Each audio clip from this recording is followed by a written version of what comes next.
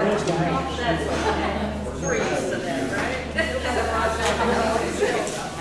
That's Captain Street. Yeah, The fire station. Oh, nice.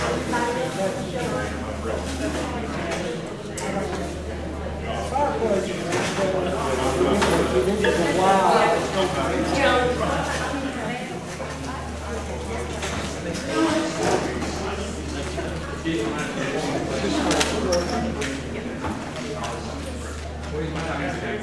I gotta take a picture. Ladies and I'm gentlemen, so welcome excited. tonight. I'd like to go ahead and call the meeting to order. First of all, I'd like to remind members of the board regarding that of the ethics statement that each and every one of us understands and knows about. It's required by law, I mentioned that to all, so be very mindful of that. This time I'd like to ask everyone to stand if you have any invocation, and also the pledge of allegiance be led by Commissioner Elliott. Stand, let's pray. Heavenly Father, we thank you for today. We thank you for the blessings in it. We just ask, Lord, that you continue to guide and direct us. Help us, Lord, to serve. And thank you for everything, Lord. And just asking for those that are suffering this hour from loss and into disease. And Lord, we just ask for our country. We pray for those that are serving. And Lord, just help us and guide us in this hour. We just thank you for in his name. Amen. To the flag of the United States of America and to the republic for which it stands, one nation, under God, indivisible, with liberty and justice for all. Thank you very much. This time we'll have a motion, if you could please entertain that or approve of the agenda. And with that, I would like to make a recommendation that we do have an amendment to the, or a change to our agenda. And that has to do with the Joan Stillwell. We'll have 5A. This has to do with the grant. And she's going to update us on information with regards to that. Any other changes that you might have? Also, we add on number 9, the closed session, there will be personnel. Okay, closed station number 9, there will be personnel. Okay, any other changes? Okay, all, we have a motion, please. Motion. Have a motion, we have a second. Have a second. Any further discussion or comment? All approved? All opposed, like sign. Thank you very much. I'd like to have a motion now, please, to entertain a motion that we approve the minutes for the regular and workshop sessions of August 19th, 2013. Have a motion? Second. We have a second. Any comment or discussion? All approved? All opposed, like sign. At this time, we'll recognize Ms. Joan Stillwell.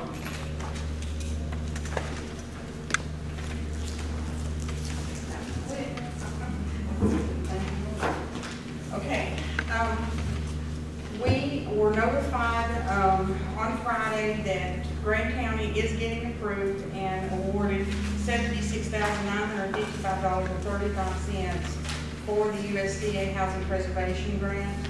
We had applied for $126,955.35, but they did award 2 in the West.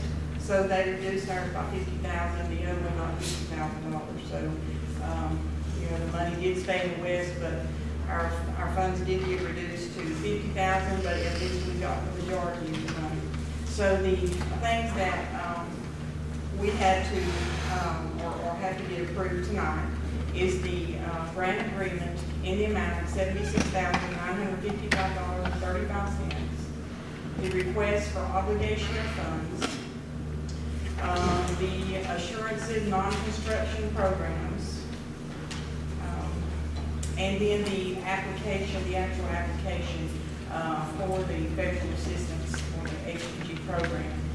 Those are the things that requires approval. Is you can just say the application process or package, including the obligation of funds. So, as far as the movement approved. Okay, with that, I know that this board has had information about this previously, and we actually had a public hearing, I do believe, with regard to that. We had some folks come in and make inquiries about having their home construction. So with that, do I have a motion then to accept the money from the amount of $76,955? Motion. Have a motion? We have a second. Is there any discussion or comment? All approved? opposed, like sign. Thank you, Ms. Stillwell. Okay, anything else for us? No, we just use these with our scattered site housing money, but these funds will not allow us building a house with them.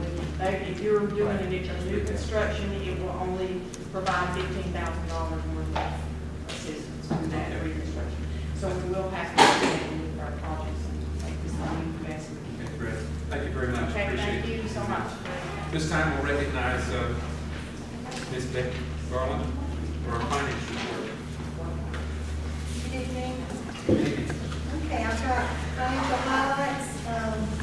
Basically through the month end of August 31st. And if you look on page 1, our balance in our checking account for the general fund bank account is $4,988,594. We are up from this time last year when we had 4.244 million. So we continue to make progress toward that 28% goal of fund balance. We're right there on the edge. We're in the middle of the audit process. I'm hoping that we're going to hold and get that 28%. We still have to be really cautious with projects and whatnot until I know that where local government commission needs us to be in our fund balance. So you say you're close to 28%? We're getting there. We're almost at 28%. Okay, thank you. If you flip to page 3, I've got it highlighted in yellow. For August, our real property tax collections for the current year were $1,395.73. We got some prior year taxes in of $21,235, so our total tax collections in the real property category were $416,000 and some change. Last month, if you'll recall, we were below where we were for July. That flipped because we did receive the tax bill for, I want to call it Alcoa. Brookfield, right at the end of the month. So that's kind of put us backward in sync with last year. Our DMV collections were $22,959 for the month of August, which is a little below this time last August.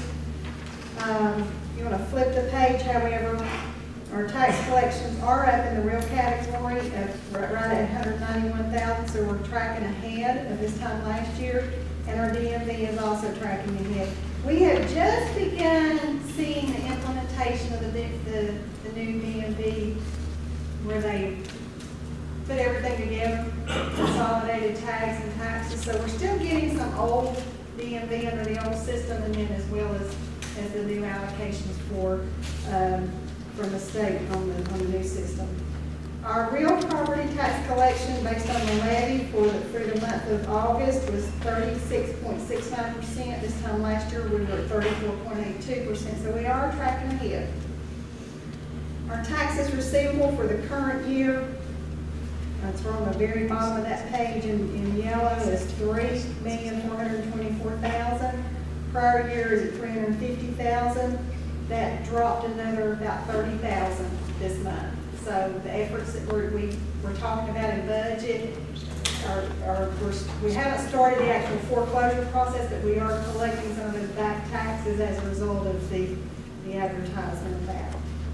You want to flip to page 6. Our total revenues deposited for the month of August were $2,230,000. I cannot talk today.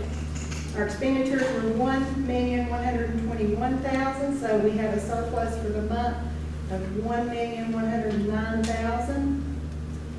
I'd love to be able to keep that, but it's not going to happen. Our year-to-date surplus, if you track down to the bottom of the page, is $1,784,000. This time last year, we were at $1,221,000, so we are a little bit ahead. Our revenues have jumped about $955,000, but our expenditures went right with it. So, unfortunately, we had some unexpected expenditures that we've had to make, not huge ones, but they just kind of tracked into the system overall. So while we're doing better than we did this time last year, it won't last, I hate to say. I'm eternally optimistic, and I'm not. Last page, page 7 is our sales tax revenue. Now, you'll note that it did go down. We were at 128 this time last month. This month, it was 114,411. That dropped, which has got us in a deficit for the year-to-date so far of about 10.5. Part of the reason for that is we got a pretty good chunk of money back in about a month ago in sales tax refund. We got about $58,000, of which about $16,000 was county refund. Well, the government gives us and they take it away. They always ding us the month that they give us the refund. So you're basically swapping dollars. So even though we feel like we're getting the money, they kind of pull our allocation down the month in which they process the refund. So I'm not totally alarmed. I think that's the big reason for the drop. That if I'm still in a deficit this time next month, I'm not going to be real happy. The state is experiencing, they experienced about a 2.5% increase in sales tax revenues for the month of, or what was allocated just a few days ago, which would have been the month of July. Which on the surface that sounds good, but the projection was 5.5% increase. So that tells you that our economy is still not turning as well as they would like for it to turn here in the state of North Carolina, which translates to what happens on the county level as well. And of course, we're always lagging at least several months behind whatever the state does. So if the state's not turning as fast as it needs to, we feel it a little heavier, especially in our county, because we're so rural and we're so isolated, and so people aren't spending like they need to. And a lot of times they have to leave the county to spend as well. So we don't get those bumps just like maybe Cherokee County does that has a Walmart, or Jackson County does, because we don't have the ability to generate the revenue, because we don't have the retailers sitting out there. So that's just kind of my take on what happened. Just real quickly, is there any questions on the highlights? Okay. I've got your budget report by department for the month of August, and you will note that most, our target percentage is 83%. Most every department is still tracking, if the kind of the rule of thumb is if their percentage is higher than the target, then that means they haven't depleted their budget as quickly as what you would think at this point in time, so that's good news. Some of the departments are a little bit lower than 83%, but I went through and analyzed each department, and most of the departments that are tracking, that seem to be burning through their budget a little quicker than they should at this point, is because some of the departments have to make huge expenditures at the beginning of the fiscal year. And I'm not picking on any one department, but one example is election board. They have to pay out about $11,000 fee for maintenance on their machines July 1, which burns their budget up for the first part of the year. So I'll know more, if I'm sitting here a month from now and they're still burning ahead, then that'll be a department that Mr. Cable and I will be meeting with. But so far, pretty much all the departments are tracking a little slower than what we would have anticipated for this time of the year, which is good news, because it may be a timing issue, just where maybe their rapid expenditures may not hit until later in the year. Finance is one of them. You'll see my budget take a huge hit about December, and that's when the audit fee comes out. And so my budget may look really, really pretty right now, but at the end of December, it may not look so pretty. And so a lot of it is basically the timing when the expenditures are occurring. The departments seem to be doing quite well with the new software. I think they've gone through their learning curve with purchase orders really well, and they're beginning to, I think, quote unquote, enjoy the fact that they can pull down their reports and see where they are, which is taking a little bit of heat off of finance, so we're able to do a little bit more analytical work.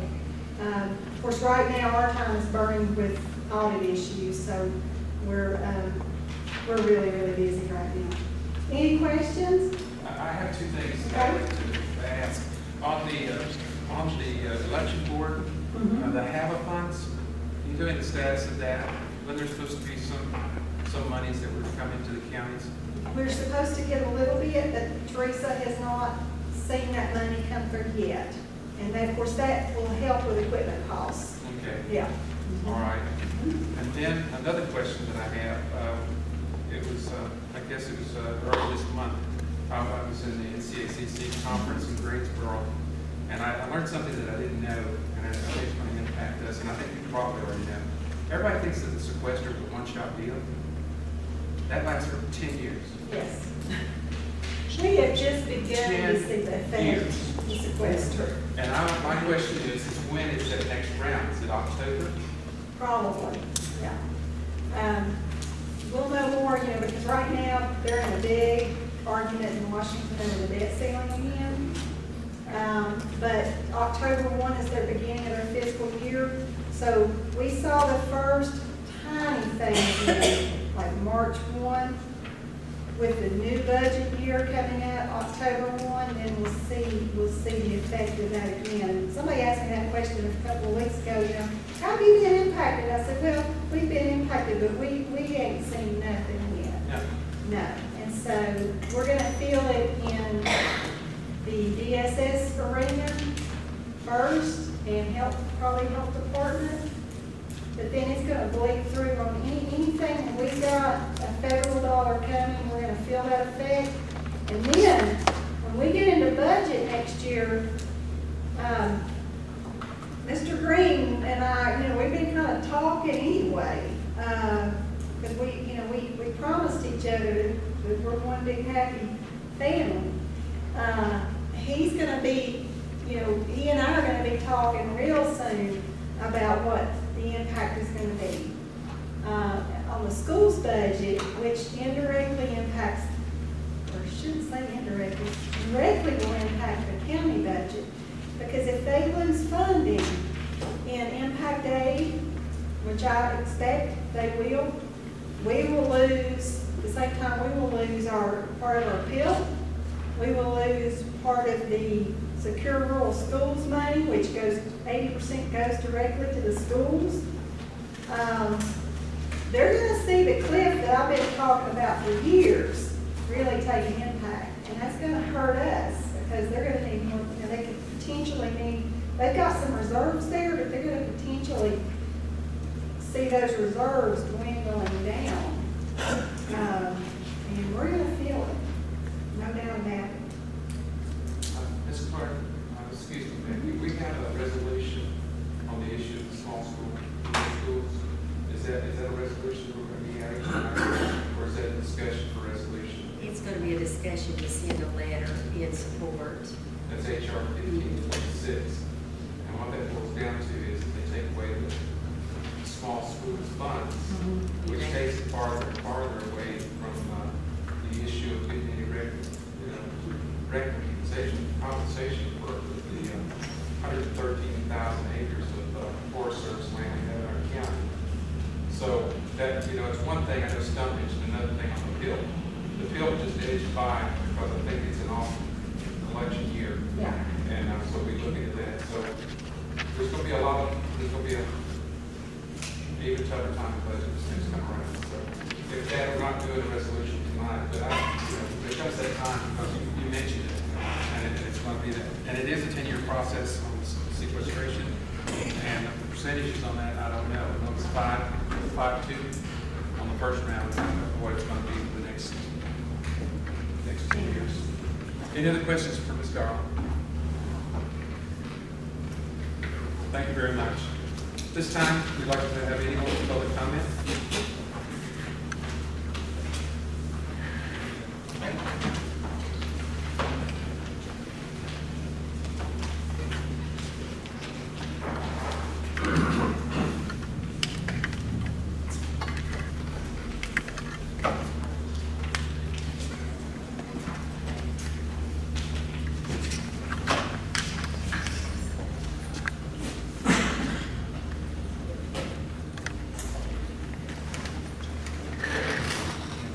All right, we do have four folks that need to have time for public comment.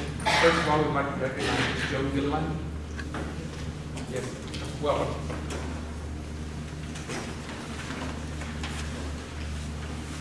Hello. I'm here to talk about, and I guess I feel like I'm premature, I'm talking about the dog issue, animal control. I know the county has received several postcards and there's been several letters to the editor about animal control.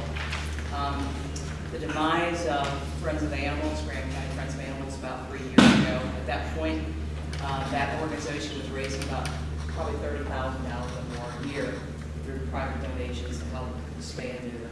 There was a group of people that got together and made sure the animals were shipped over to Andrews. And at that point, there wasn't a whole lot of animals on the road. And we've all seen them now, and we see them more and more. I know it's not something we can afford after listening to the budget, but I think it's something we can't not afford to do, because I think it's a huge liability issue. I'm surprised that we haven't been sued by somebody running off the road crashing. You know, we get calls because we work with Friends of the Animals, and I said, I'm not sure what to do with a mother with 8 pups. I said, do you drop them at the community center? Do you drop them at the courthouse? What are we supposed to do? Or take a gun and shoot them? I'm being facetious here. We need to get an animal control officer. We need to tax the people that have animals. It is a privilege to have an animal. It's not a right. There was an article in the Graham Star. My husband wrote a letter saying that he is willing to fund an animal control officer for the first year. He will find the funding. If we license animals, if we make sure that they have rabies, we need to do something. It comes up every once in a while after the mauling downtown Robertsville. It comes up when, I think it was several years ago, when the couple was killed avoiding pups on the road. I know I've slammed on the brakes going down the road. It breaks your heart to go to the dump and see animals, dogs, cats, and you hear all the time that people at the end of hunting season, if the dog doesn't hunt, they drop it off in the woods and just let it go. There's several people in the audience tonight that are very concerned about animal control. I know it's a horrible subject because there's lots of people that have groups of hunting dogs that they don't want government involvement. Well, I don't want government involvement. I don't want to pay taxes on my house. I don't want to pay taxes on my car, but I do, and I have an animal myself, and I'd be happy to pay in order to make the county a better place. So thank you very much for listening, and I hope we can do something and work together. Thank you very much. Next, we'd like to recognize Ms. Robin Mason.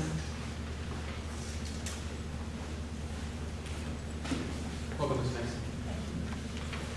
I'm going to put your microphone down just a tad.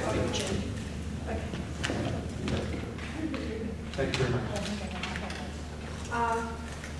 I too am here on the issue of animal control, and I really have 2 questions, and number 1 question is this a problem in Graham County? And my answer is really no, this is not a problem in Graham County. It is not having the essential service that we need to be provided. It's only when these services aren't provided that there is a problem. It's like if we had essential services, trash pickup, police protection, etc. If we don't have these services, for example, if we didn't have trash pickup for a couple of days, well, then it would be a problem. But the real problem is that the essential service is not being provided. And so, and it's my understanding that these services were dropped at one time. Really, in essence, these services need to be continual to be effective, or they're really not a service at all. If your trash piled up for several days, would you deny that the trash is not there? And it's evidently there. Well, just because the animals aren't evidently in front of you doesn't mean that there's not a problem in Graham County. And if we, took them up to the courthouse and tied them up around the flagpole up there, you would see that there was a problem. It would be very evident to you at that time. Also, I have a second question. Are the residents of Graham County responsible for these animals? And I'm sure your answer would be, well, of course not. Maybe just that little group of people, those animal huggers from Florida or up north or whatever. It's really the people that were born and raised here in Graham County that I see being sometimes the most compassionate. They're carrying around dog food in their cars to feed animals when they're coming home. I had a situation where there were some puppies. There were 7 puppies with a business owner. And this happens to businesses, I guess, because people think that they're more responsible. They say, well, I'll just drop these animals off at a business because I know they probably have the means to take care of them. Well, this business owner had 7 puppies and didn't know what to do with them. And actually, only 2 of those puppies survived because he was on a curb, and a lot of those puppies were killed. And we just a few days ago, trapped and took care of 2 of those dogs. And he tearfully handed me a $100 bill and said, whatever it takes, vet bill, whatever, please take care of these dogs. And those are the compassionate folks of Graham County. But, typically counties provide the service as a normal part of their budget policy. And so I know the big question, we just heard from Rebecca Garland, and I know the big thing is that we don't have the money. But even poor families budget for essential services. And I really feel and believe that this is the county's job. I know on the agenda for tonight it says that we're going to address the postcards that have been coming to you, Mr. Edwards. And maybe you don't like that idea. I mean, I know it's not popular because there's many people that have multiple dogs here in this county, so I can see how that may be an unpopular thing. But if you don't like it, please come up with an alternative to that. We're just asking that that we have some alternatives. You can come up with some thoughts. I mean, like why the TNT travel tourism is getting extra money now. They just doubled their money, what they collect in the city of Robbinsville. Why can't they kick in a little bit of money? If we started dropping off dogs, we could put out APB and say, okay, take all your stray dogs to Snowbird Mountain Lodge. Well, all of a sudden, we would certainly have a problem there, I believe. People have very few alternatives here. You could take dumpsters and put cat on one and dog on another, and we could have people put them there. But isn't there a more civilized way to handle this? People actually are doing that in this county, and it is more humane than just ignoring the problem and just acting like it doesn't exist and letting these dogs starve. Most people, they would make that one phone call, but the people that want help, they don't have the expertise, they don't have the training, they don't have the transportation, to catch these dogs, to take care of these dogs. What are we supposed to do? We just don't know what to do. So what we're really, when you say you don't have enough money, I really believe that we're saying we just don't care enough. Is this a problem? No. It is a lack of essential services that are not being provided. And is this a responsibility of Graham County residents? No. We are willing to come alongside you, but we are asking you to make the first move, take the first steps in this issue. Thank you, Nancy. Vicki Brand. Did I get that right? Brand? Hi, Is it Miss Brand? Branch. Branch, I'm sorry. This is my Well- first time. I've been here 6 years, but I've never been to a meeting. But I'm just like her. All my life, ever since I've had a driver's license, I've carried dog food in my car. And in fact, when I was living in Gastonia, they took a picture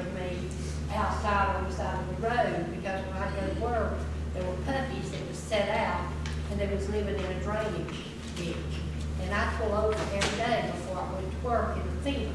Well, the Gastonia Gazette found out about it, and they came out to the picture of them feeding these dogs.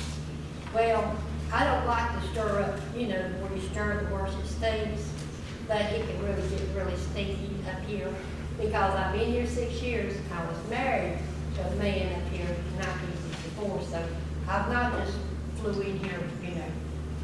But the thing of it is I've got such a feeling for these poor animals that can't speak. I mean, I've seen so much torture in the other day, a dog, one of the women that I had met for this, she saw a dog at the dump, and she went back, she pulled in, and the police come up there, and they picked that dog up because he couldn't walk any further. And he put him in the back of her car. She took it to the Noah's Ark and veterinarian, and he said, "No more day than dead." He couldn't even eat anymore. He didn't know how to eat. So she spent $300 herself to get that dog to live. And now she's got 11 animals instead of 10, because he weighs 130 pounds now. Because he was a mastiff instead of a regular kid, whatever the people like up here. But the thing of it is I mean, we human beings, we've got feelings. I mean, I know some of us don't care about animals as much as others. And I know people say there's bigger problems in Robbinsville, and I know that. But these animals, they can't help that the Lord put them down here. Some of us don't have nothing but a dog as our friend. And I mean, that's all we have. And these little animals cannot help that these people are irresponsible and let them breathe. And just let them starve out in their front yard or backyard or whatever. And then when you complain about it, somebody says there's no dog ordinance or no animal ordinance or no this and no that and everything like that. Well, what does it take? Does it take calling Senator Davis, calling Channel 13 News, calling Betty White that's on TV, animal rights advocate? What do we need to do something?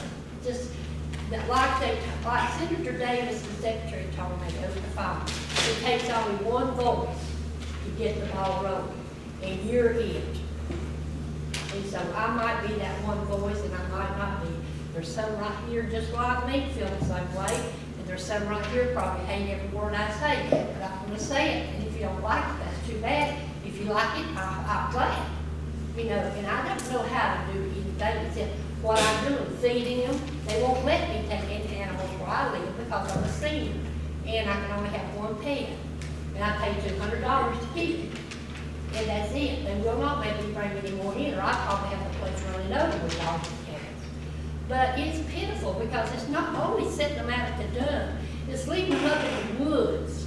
When the hunters go up there and hunt, I've heard that they leave the one that won't hunt to starve, or either stomp his brains out, or shoot him, or drive off and leave him to starve.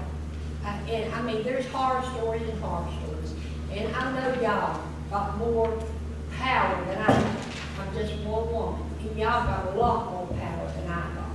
And I know you do. And the thing of it is that I want us to figure out a way, if it's just a little step. Okay, I was reading in the paper about 6 years ago, $10,000 a year. Well, the man, I went down there one time and took a dog that somebody let out. He only waited 1 hour. Now, who is going to take $18? One lady mentioned $18 came to her yard one time. How's she going to round up $18, put them in her car, and get down there in an hour and put them in that car? How's she going to do that? She can't. She don't know. She can't do that. But we ought to do something because, you know, like that child. I called the police 2 weeks before that little boy was attacked by the pit bulls. And I told them that was a danger to the school. If the child wandered off that school ground and got those kids, those dogs would kill them.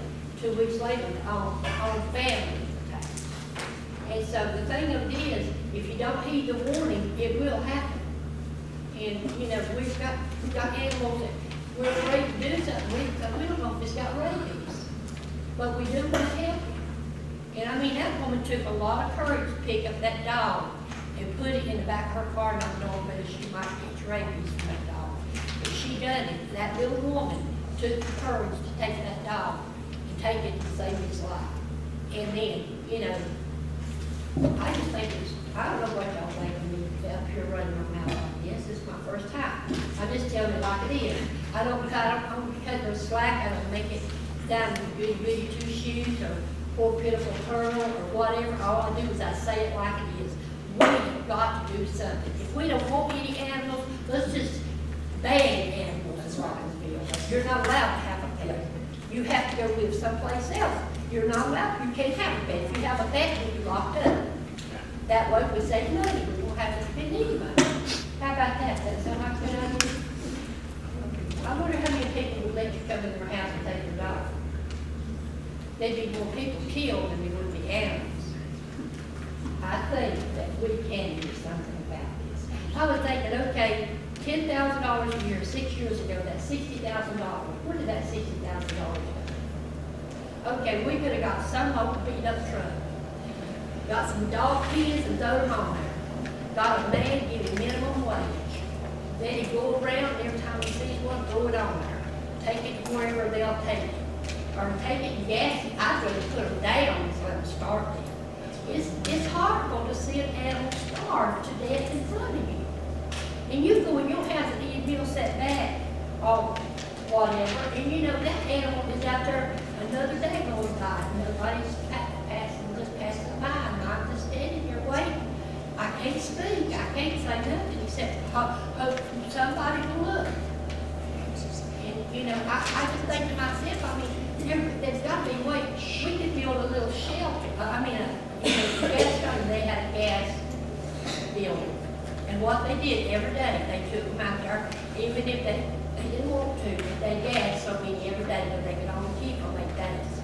Okay, we had to build one of them. And they just take them down there and put them down. It's better than letting them starve. That's all I got to say. I know y'all.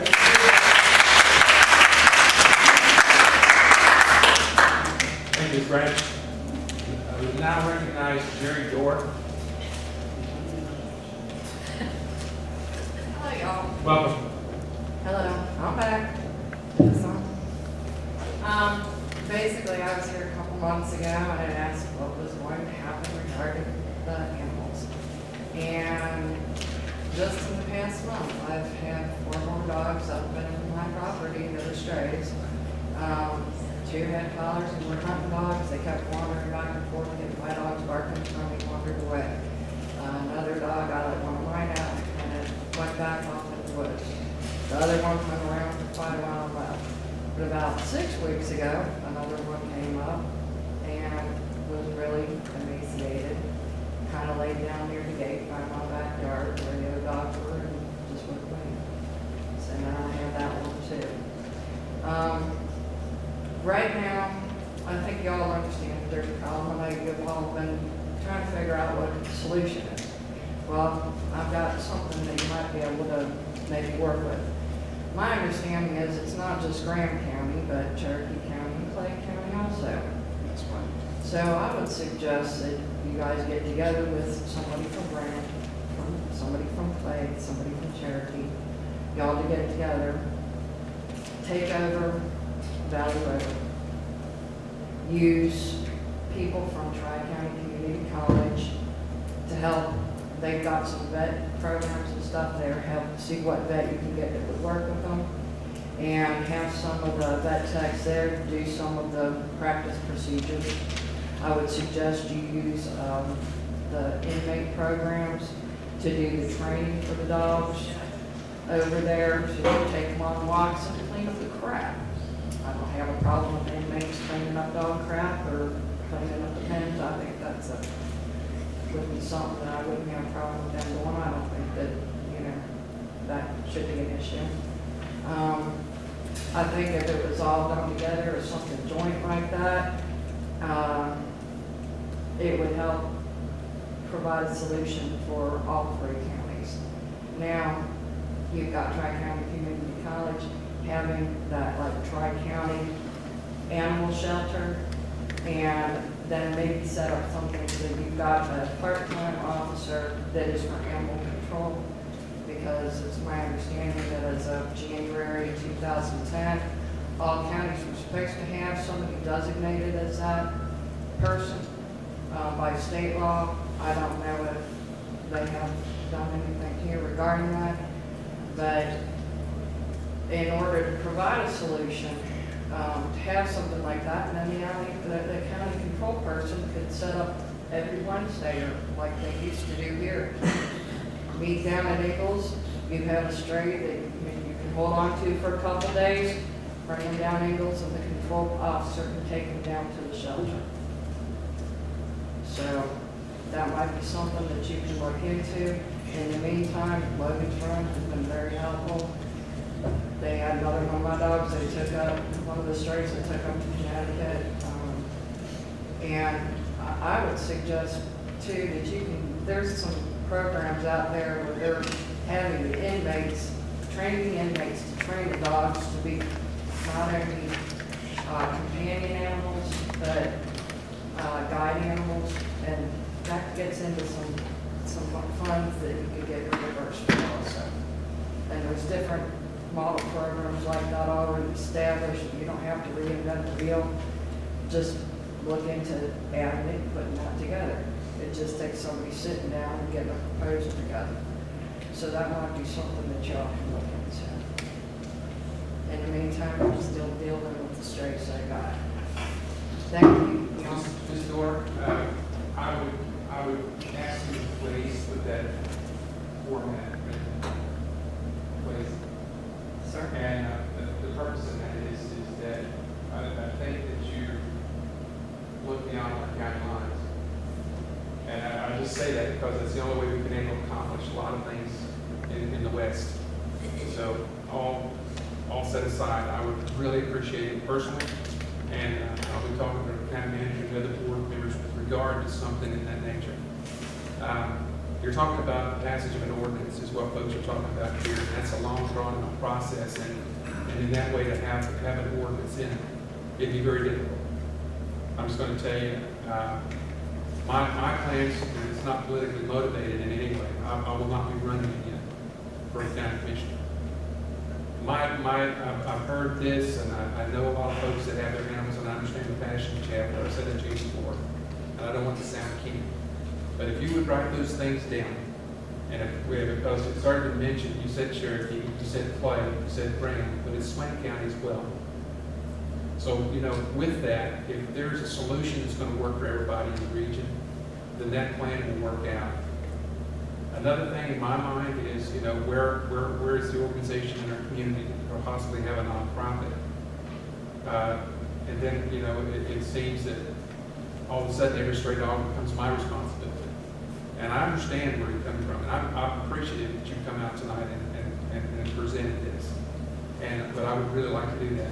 If you could do that for me, and I will work with our county manager and the board and with the other counties. I have the ability to talk with them in a forum that we're a member of as counties in the West. So if you do that for me, I would appreciate it. Is there a problem? Would you like to tell them by the next meeting? No, do it tomorrow. Give me an email right now. Okay. Give the county manager email. Mine's for both. Just tell me. We had a private organization here for years, Right. Durham County Friends of the Animal, and that was, we raised a lot of money and a lot of money from all over the country. But what was happening, the biggest problem is the spay and neuter, and that's what, the barn door's open now, we gotta shut it and make sure that we don't get a bunch more puppies and kittens. So rounding up all the strays is just, that's like putting a Band-Aid. Private organizations work okay, but what we are finding is that one family would spay and neuter 15 animals in a year. Well, in a lifetime, you should maybe spay and neuter 4 or 5 animals max, not 15 in a year. So somehow they got the impression that Friends of the Animals was a federally funded, so it's free. And it was free, we didn't charge people. Right. But you don't just keep breeding. I mean, that just common sense would dictate that. So we've tried Friends of the Animals and the private organization, And I know Logan Run's doing a lot, there's a lot of organizations. I tell people, bring them over to Waynesville, sergeants will take animals. But I do feel for the people who get animals dropped. I Right. mean, we had a call from United Community, they had a lab over there, and I'm like, no, I don't want another dog. Yeah. So, but it's the spay and neuter that needs to get started, no matter what, and I don't know how And you you know, do that gets to another issue there too, Joan, is about the housing. You know, that's something that, you know, I can see that if we did have a government, and there's that word again, but you know, if we could work together as counties and had a facility that could be centrally located somewhere in that region, is that, you know, then we could look at it from the standpoint of budget. I'm past poor mouthing for Graham County anymore. I mean, the issue is to do with what we have, and if there's a way to work this out, I'll talk to the adjoining counties. I'll ask them to do it, but you're right. I understood the last time you were here, you said that the veterinarian here, whoever that is, I don't know how many vets we have, is not doing that anymore, you know, to have a clinic. I remember back in the day there at Sawyer's Market, the market out there, Sawyer's, they used to have those days, and the place was packed. People were bringing their animals for vaccinations. They were there to schedule spay and neuter. So I know the day, and I know it's past, but I think this right here, this door is shared, because it's not that I don't care, it's not that I don't have a solution. And the issue is that we could possibly do that. Instead of having everybody, 5, 4 counties all trying to do the same thing, why not cross the boundaries and try to do that? I just wanted to make this comment too. I've spent some time in the last week or so speaking with board members for Valley River Humane Society, former board members, and I think tonight they're actually going before the Cherokee County Board of Commissioners for a new funding proposal. And I asked them, I said, you know, whatever you're proposing to Cherokee County, you know, put it on the table with Graham County. You know, I mean, I want y'all to know that I'm an animal lover too. I get up there and I talk about the finances, I just tell the truth. But my animals are rescues. I don't do the breeding thing, I just take them off the side of the road just like you guys do. But what we're trying to accomplish in talking to the Humane Society is to get some type of a funding structure in place that makes sense. And I think what happened in Cherokee County, what happened in Graham County with it was the contract went dead like in 08, 09. And both of those board members acknowledged to me that the $10,000 that was reported in the paper was not owed. The contract, we haven't been able to get a copy of what they received as a contract at that point. But I said, you know, let's go back to the table and see where we're at, just so that I can take it to my board. And if the regional approach is the better way, you know, we're all for it, or you know, we're hoping that we can negotiate something that will allow the Humane Society to do what their mission is, but that's affordable for the counties as well. So it's on the table. I want to assure you, as finance officer, I don't sit here and go, oh my goodness, you know, who cares about the animals? It's what can we work out that's workable, that doesn't, you know, that allows us to do what we need to do in our mission as a government, as well as deal with these issues that are out there on the table for the community. So we're working on it from the finance. Because Valley River's in place, but Yes. and that's really our solution, is Valley River Humane Society, if we can get a good relationship. For a while there, if you were from Graham County, they'd watch you leave the property. You were not allowed to leave the animal. There was such, for whatever reason. Right. And I want you all to know, it's just like Kathy said, you know, whenever this discussion first came up, I reached out to all the counties. You're right, there's a lack of services in all the surrounding counties. With, you know, in regards to Valley River, you know, I've extended multiple times, let's sit down, let's talk about it. Show me where, if Graham County owes a debt, and we can validate that debt, we will pay that debt. And I have not been able to get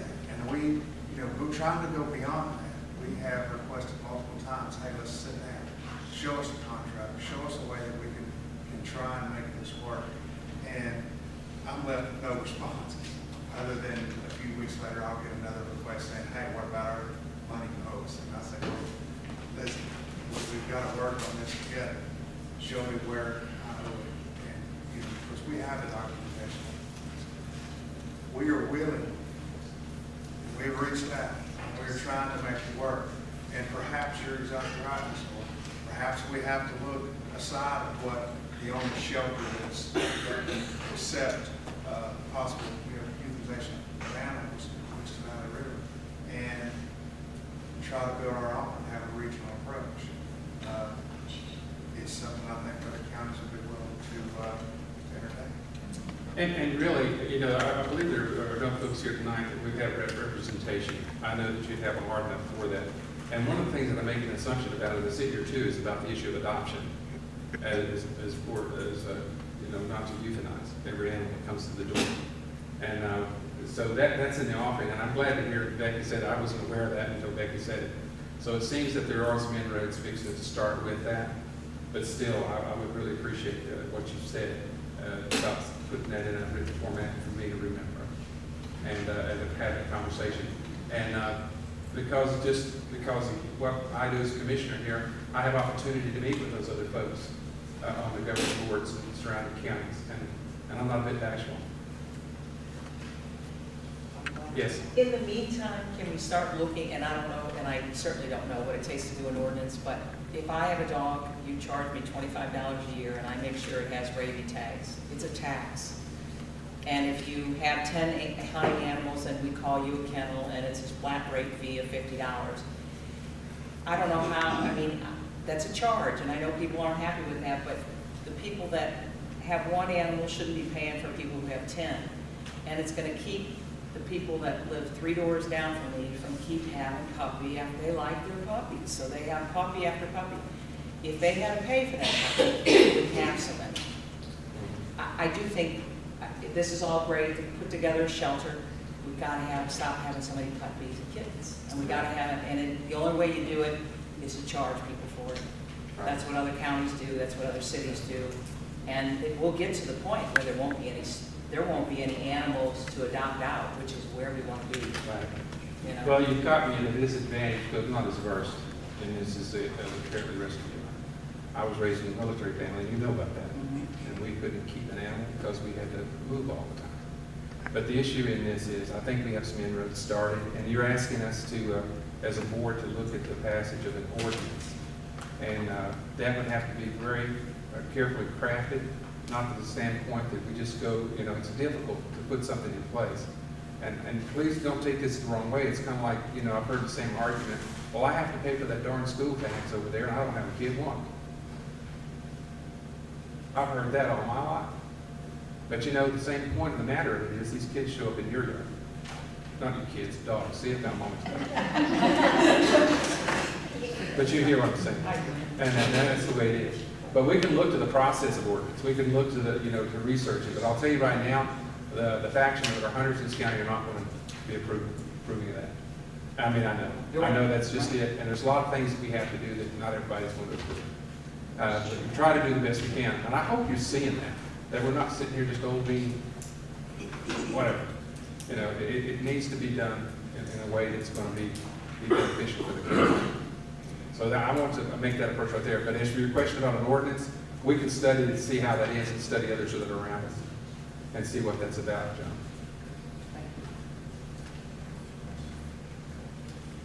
Let me ask you people one simple question. Where is the money going to come from? It will pay for itself. Once you get it going the first year, it will pay for itself. It's been shown in county after county, and you're creating a job. So if you go on and Google it, we've had, and actually, I don't know if I can talk here. My name is Lynn Kinley, and I'm with this whole thing, and I do business in town here. It's very hard as a business, people coming from out of town, to say, why are there strays running against it along your car as I try to sell them property? They come from counties that have all these ordinances. They come from places that it is a hard time. So the first year, I think you heard people say, we'll raise money, we'll find it to have somebody there. By the second year, if you put laws in place, we will have the money. Because if I'm charged, I have a dog, they all have dogs, every one of us are going to be charged sitting right here. If you, You show me the money and I'll dance with you. if you make the law, we'll get the money for the first year. And you And don't so- dance. You got a deal, you make the law, you pass it, that we put this in here, we will get the money to fund that position for a year. And then it should be funded, because if the person doing that job isn't going out and doing it correctly, they should be, you set it up like everybody else, there's taxes on things. If you're breaking the law, you get charged a fine, the animal is taken away. It's set up, and we're not new in this. We're just one of the counties that don't have it, and we need to get on board in order to do that. So, we're not recreating the wheel, there's lots of them out there to give an example of. And I think you've heard, we'll help that first year, make the law, change it, and we'll give you some, if you want it in writing, we'll find some information on how other towns do it, and then you've got something to go and say, here it is, this is what we need to do. No, we're not pushing it on you guys, we'll work together with you, but you gotta do the laws. That's the only way it can be done. Right. Literally.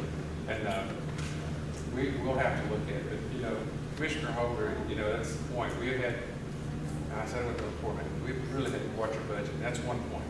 But if we come in cooperative with somebody, but then that's stop pressing the issue lower about the district ordinance. So I see being coordinated somewhere or the other that would happen. But I want to talk to Swain. I want to talk to Clay. I want to talk to Cherokee. And the reservation, get them involved too. Yeah, I You mean, know, that's, they know they have a problem also. yeah. Well, I want to say this, I was surprised that there wasn't anybody here last month. But then you're here tonight, and you can take it for what it's worth, I don't blow smoke.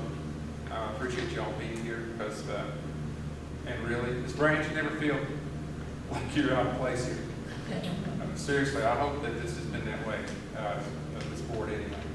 And, but, we've got a lot from this tonight, and it's not been a waste of time for you or us. Well, I'm a member of the ASPCA.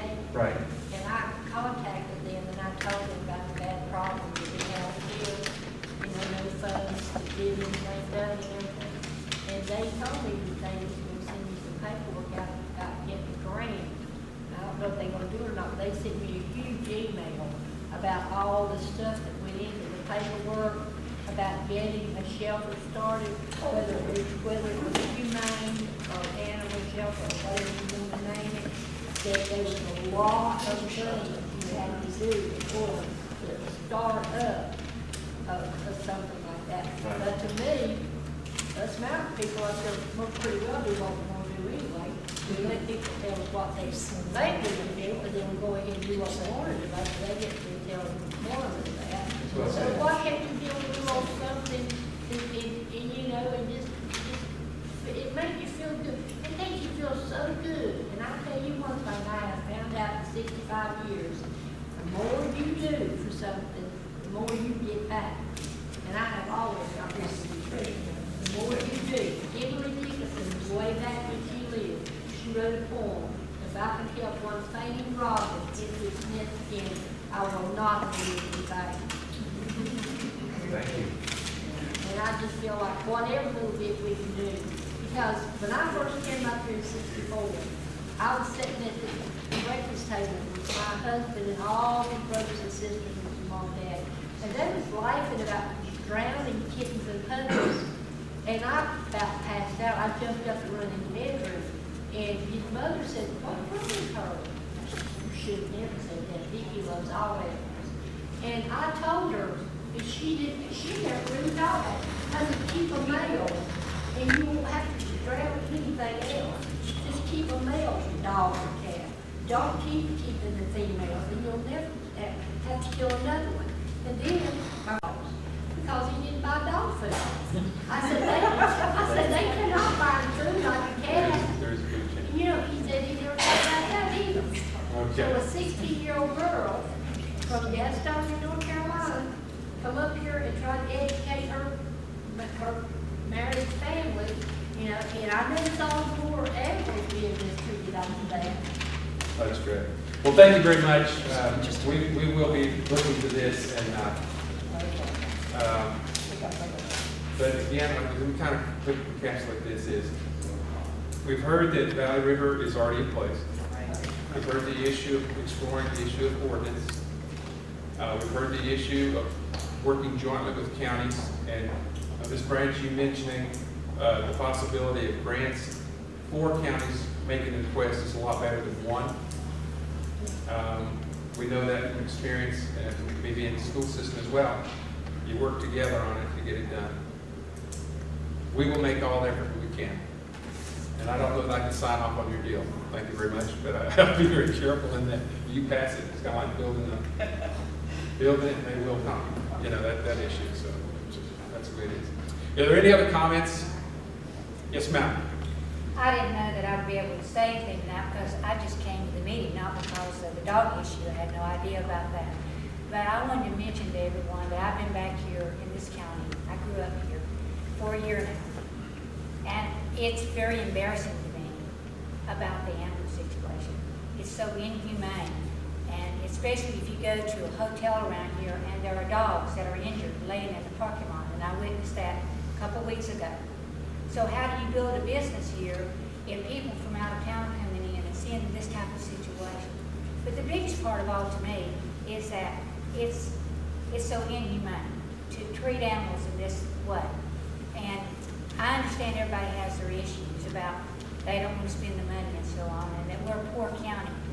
But how do we get anything changed unless we do an ordinance, unless we make the effort and we stick together and do something that's worthwhile and useful. And again, I appreciate you listening to me because I came here not for this reason, but I definitely am an animal advocate. And it's just very embarrassing to me to see these things going on. And I've picked up quite a few animals myself already. So it is a problem to me, a big problem. Thank you. All right, what's your name, please, so we can get that in there? My name is Glenda Alexander. Linda Alexander, thank you. Any other comments?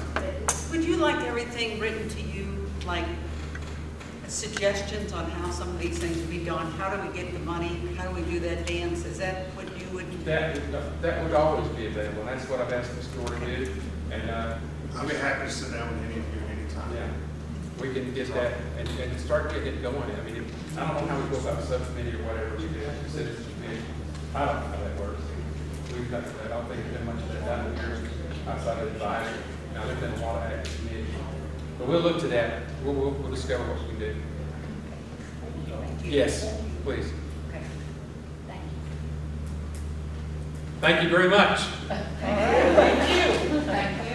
All right, we'll move along with our agenda.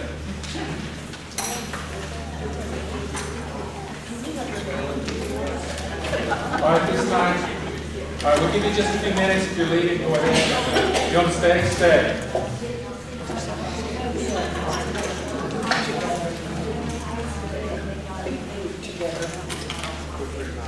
What time is it? All right, that's it. Thank you.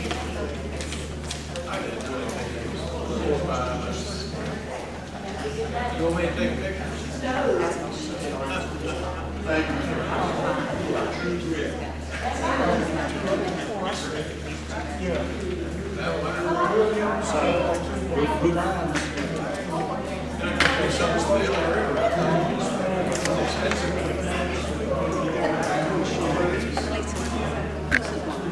Hold on a second.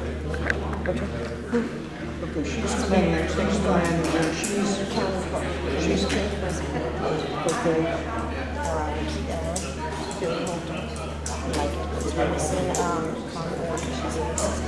Okay, we're still in session, folks. If you wouldn't please, we'll go ahead, Mr. Manager. We have discussion items for tonight. Yes, sir. With that, if you would please, move on, please. Okay. First under discussion items, you have before you the releases and discoveries, as presented, and we would need to get action on those, please. Okay, we want to try and do these as we go through, or just do them at the end? Or what would you like to do? Just act on these as we go through? All right, we'll do that then. All right, we have release and discoveries here. We have the discoveries in the amount of $1,735.40. We have releases in the amount of $587.38. Do I have a motion that we approve these releases and discoveries? Have a motion? Second? Any discussion, comment? All approved? Motion approved. Thank you. All right, next, we have resolution of the Grant County strategic approach and the use of the economic development funds. These are the funds that are being paid back to Grant County for the Gold Link grant that was made to Standard Furniture for the flatline finishing machine. After consultation with Gold Leaf and the EDC has approved the resolution. They set a minimum balance of those funds of $200,000 that would have to remain in that account, meaning they cannot issue grants, any other loans over and above or under that $200,000 limit. So they're going to have to maintain that balance in case there was to ever to be a payback. They passed a resolution. They are asking the Grant County Board of Commissioners to pass a supportive resolution to recognize that minimum balance that has to be maintained in that fund. I see, that's called, I don't know, Becky, is it emergency? There's a term for that. Where you leave so much Kind of restricted reserve. reserve? Yeah. All right. Yes, sir. And was that calculated somewhat? Yes, sir. We went through and had Home Source and Gold Link organization. That balance was calculated as what would be considered the maximum if there were to have to be a payback. And that's why it was set at the $200,000. That way we would never overextend what would potentially have to be paid back. Okay. That's clear, I understand that. I think there's been conversation about this previously. All right, do we have a motion then that we go ahead and approve the resolution as presented with regard to the strategic approach to the use of economic development funds? Motion. Have a motion? Any further discussion or comment? All approved? Okay, all approved. Thank you. All right, next, as you know, Tawana Ledwell, tax collector, and Christy Odom, her assistant, they are in the process for the interim foreclosures. She has been going over to Cherokee County, having a lot of discussions with their tax collector, seeing how their process is going, and it has been very much helpful.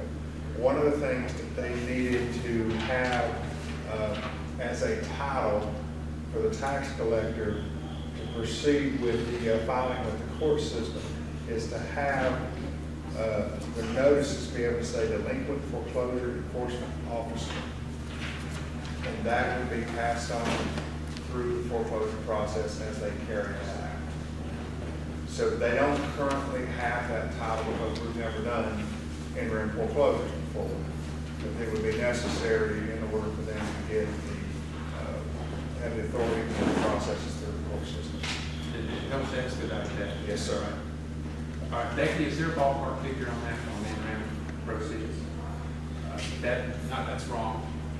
But how much we had, I mean, at one point it was around $80,000. Yeah, it's probably gone up to 110. Yeah, 110,000. because of we've gotten quite a few of them. But it's not okay, the delinquent notices. Okay, we have a motion, then we go ahead and add the title to the Tawana and Christie for delinquent foreclosure enforcement officer. Have a motion. We have a second. Any comment or questions? All approved? All opposed? Thank you. Very well. Next, we have another request from the tax collector's office. This is in regards to, as they are going through the interim foreclosure process, they're having to research and try to find heirs. And they had a request in this to be able to access a paid-for website of Ancestry.com so that they can research and find some of the other potential heirs that they can contact about the foreclosure process so that they can show their due diligence. Due diligence. The cost of doing this service is $12.95 for a 6-month period. There are, as Ken, my understanding, the library has Ancestry.com. Not sure if that's an efficient way for $13 a month for them to have to load their stuff up and go down there and go back and forth. Have you talked to Tawana? I think it would work though, so if you don't care, we'll table that one. I just spoke with Lisa, we're not sure, but I think that they can access Ancestry.com, that would just save us some money. Could they access it from their office? They might could, Log and it into wouldn't it. matter, they'd be working on one file, so one of the girls, I don't think it would be, if it becomes too big of a problem, Right. like one family, they're gonna have multiple heirs, so it's gonna take a day. Well, my question in that is, you know, if you're talking about them having visited the sister counties or other counties through the state, I imagine they've already gone through training. They have to go in. Yeah, and is that sufficient for due diligence? Well, the Ancestry.com. That is a part of it. Okay. Whenever they're going through and they're having to locate, in the process of notification of foreclosure, Okay. then some of the cases that they have where taxes haven't been paid, well, there's no apparent heirs that we have. So in order to process that foreclosure and to show due diligence that they did reach out to, I guess, potential heirs, not knowing who that might be because they may not have wills, would be able to show that in order to fully process that Okay. foreclosure. All right, this recommendation then, board, that we table this and see if something else works. Table until we see if the library, if they can access it from the library, it's easily, there's no use to spend the money. Okay. All right, so we'll do that, so that's a table item. Mr. Manager? Okay. Update on the transportation project prioritization request. Thus far, I have received 2 requests. One came from Lady Ovistocoa, who wanted to see the completion of the road improvement on the NC 143. That's basically the Cherahetta Skyway back to the Buchanan Branch area. That is a DOT project that's under consensus committee and in process with the multiple alternatives. That is a project that we have had discussion on in the past. We sent a resolution opposing alternate 2 because it would have severely impacted the private property of Grant County. It is a very important road improvement project. I think that some strong consideration will be given to that. We're not at the point right now where we have to list our top 5 or whatever. We're still in the process of gathering these requests. But that is certainly a project that is pretty far along in the DOT process. Not sure how much longer it has to go. It seems like some of the processes with DOT are designed to take an extended period of time. A matter of fact, Mr. Manager, I believe we meet on the 23rd of this month with the RPO, and I believe you're in the TCC. Is that right? Yes, sir. And with that, and I'm surprised you're on 2. And the other one was what we've only received 2. We've been advertising what, 2 weeks? Yes, sir. It's been up. The other one was a request from the school. That's a property next to the high school to have a prioritization project listed so that they can have a secondary entrance exit from the high school. And that would involve the bridge. That would involve a bridge. It is a very valid request, as far as for traffic flow from the school, would be, ought to have some consideration for sure. Okay, one other thing that I keep noticing when I go through Johnson Gap is there was discussion about having a parking right there, and I'm not seeing any action on it. We heard anything from anybody about that? My understanding, the last time we had a conversation is that the funding that was potentially going to be available for some of the parking lot and some of the other improvements had been pulled into other areas. I can get confirmation on that. But I wasn't prepared to answer that question, sir. It's been a while. How about 28?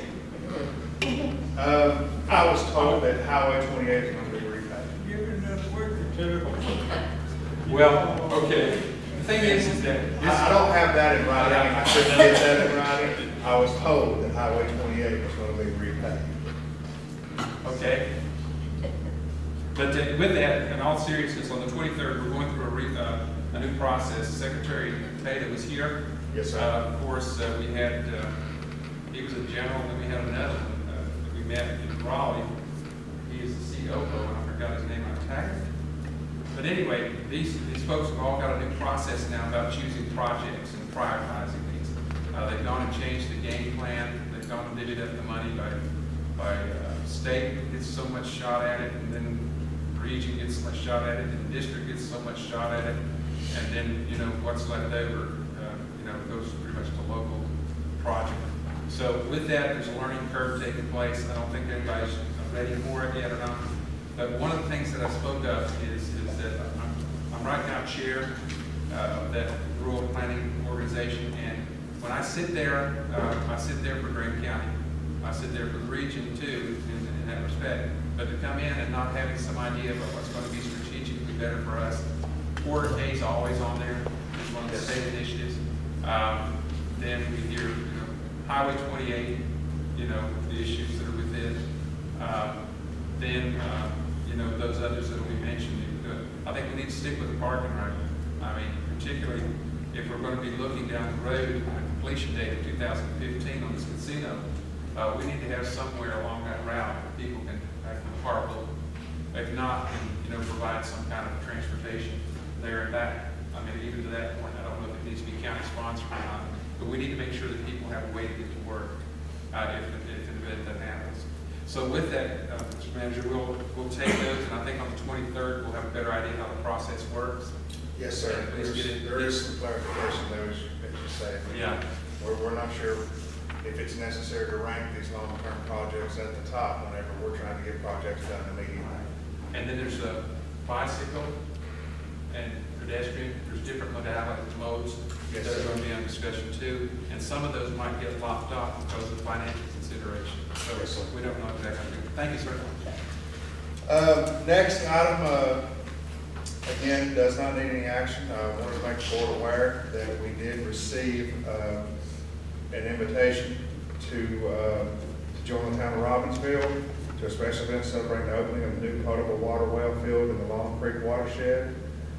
Funding was made possible through the NC Rural Economic Development Center, the Rural Center, and the wells would supplement the town's water supply. The date and time of this event is Thursday, September 19th, 11 a.m. And if you would like to attend, feel free to notify clerk Kim, and she can make sure that you get the RSVP.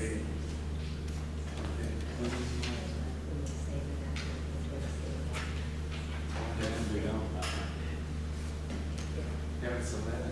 It's 11 in the morning. We'll make it every effort we can to get there. Yes, sir. Thank you. Somebody needs to email me and make sure we get that. I mean, that's this week. All right? Thursday. You want to go?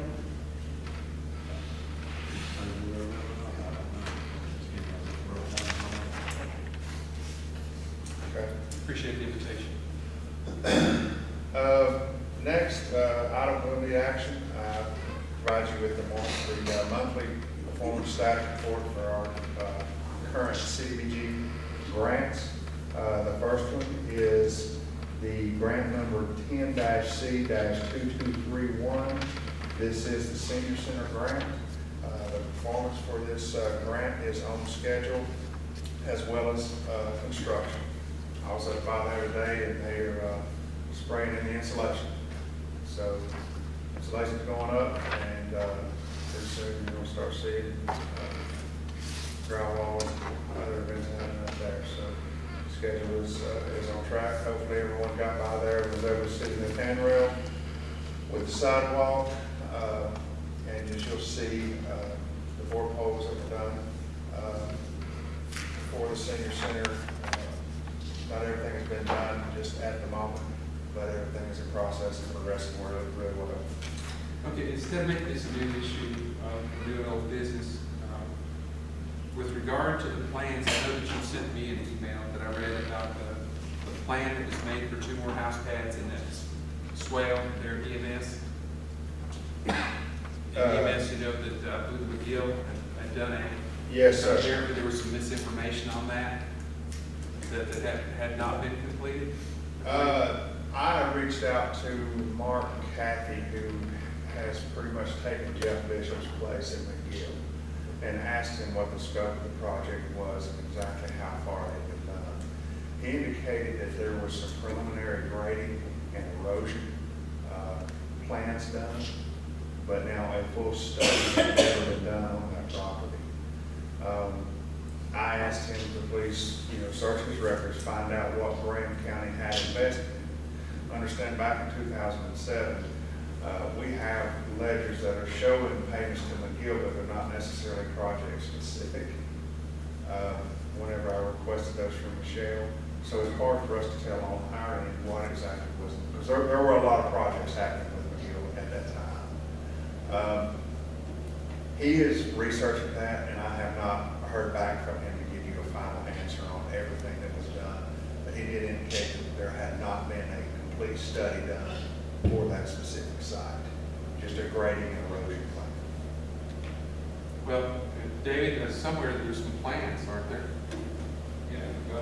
Yeah, I mean, I've got the plans, but whenever I reached out to him to get, the full scope of what we asked for, design, I mean, there was some, buildings drawn or whatever, but it wasn't the study part of it to see what all could actually be done there.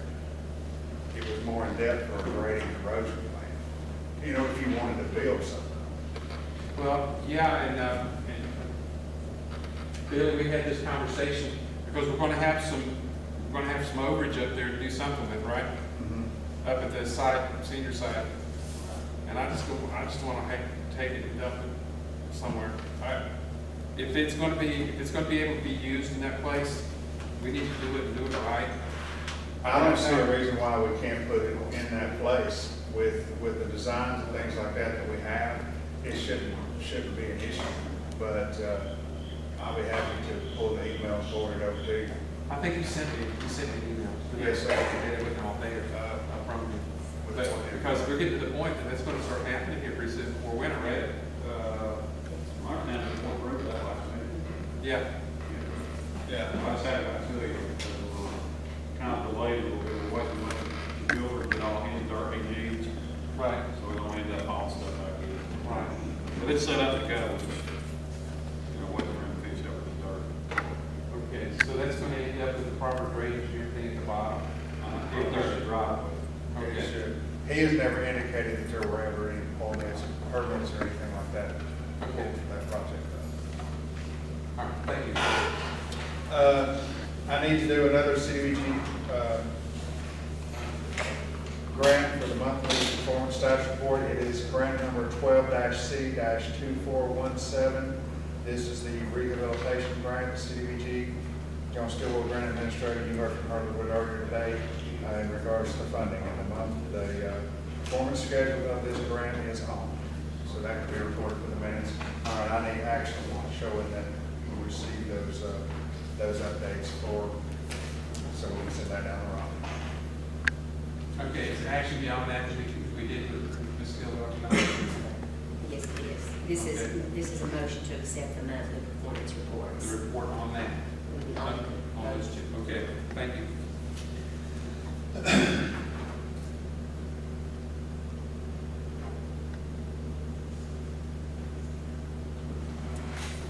you make a motion? Yeah, go ahead and do that. I'm sitting here, okay. I'm a little bit confused because we had that, except that's two different funds, but it's a report on those funds. You Okay. can make a motion on the same report. Okay, all right. I have a motion that we accept the reporting on the CDBG with the project numbers as indicated. Have a motion, we have a second. All right, any question or comments? All approved, signify by the hand. All opposed, like sign. Thank you. Thank you, Greg. All right, yes, sir. Next is just for your information, dispatch is going to be needing to advertise for a full-time dispatcher and a possible part-time dispatch. So you'll see those, they need to reach out for applications to replace those two positions. One is a gentleman who had been there for a while, and he indicated that he would be leaving soon for another place of employment. Okay, and the half position? Yeah, she was needing a part-timer just to take some places of those that are going on vacation, Okay. things like that. But she will kind of bring them in, do the DCI training, then bring them to you to present to hire. Yeah, but she'll have to make sure they can pass the training before she'll bring them to you to hire. How about budget? It'll be replacing the one that she'll have the money in the other. She's still All right, under. and there's no action on that tonight? No action. Okay, thank you.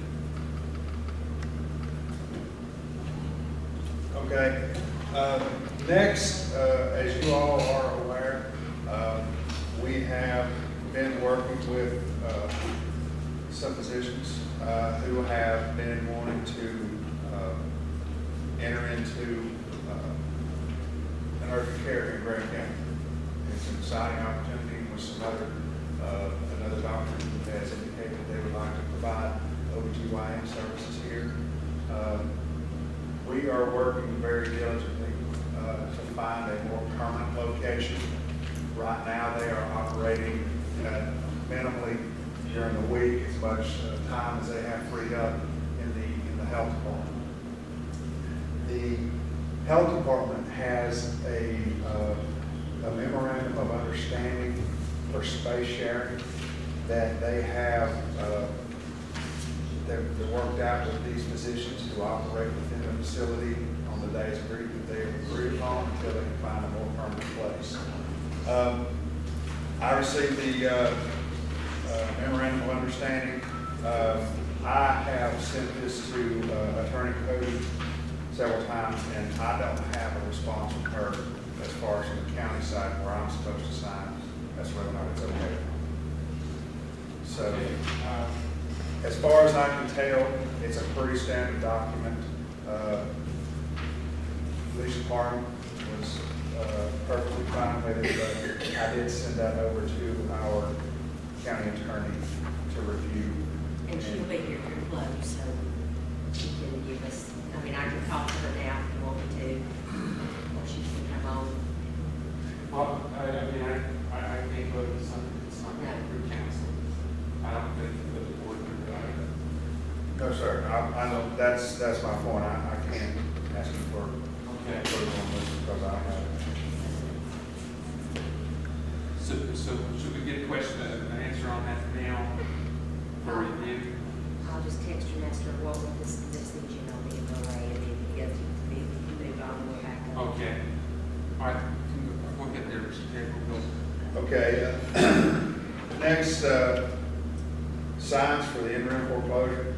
We contacted local Mitch Collin to produce those signs. The yard signs that just indicate those coming by that there would be that piece of property is under foreclosure. That's no action there, just for your information. Next, we do have an action item. The appointment of the health board members, 5 members that have been sent out from Alicia Parham and the health department. Currently, the Board of Health has 6 members with terms that will expire in the next 2 months. They are as follows. Commissioner Randy Williams is in the commissioner's position. His term expires September 7th. It's already expired. Anthony Ditmore is the pharmacist's position. His expires October the 4th. He would like to continue to serve unless another pharmacist requests that position because of his term. Yvette Hooper in the doctor of optometry position. Her membership on that board expires October 1st, 2013. This completes her 3rd term. Also, Melvin Millsaps is in the nurse position, and her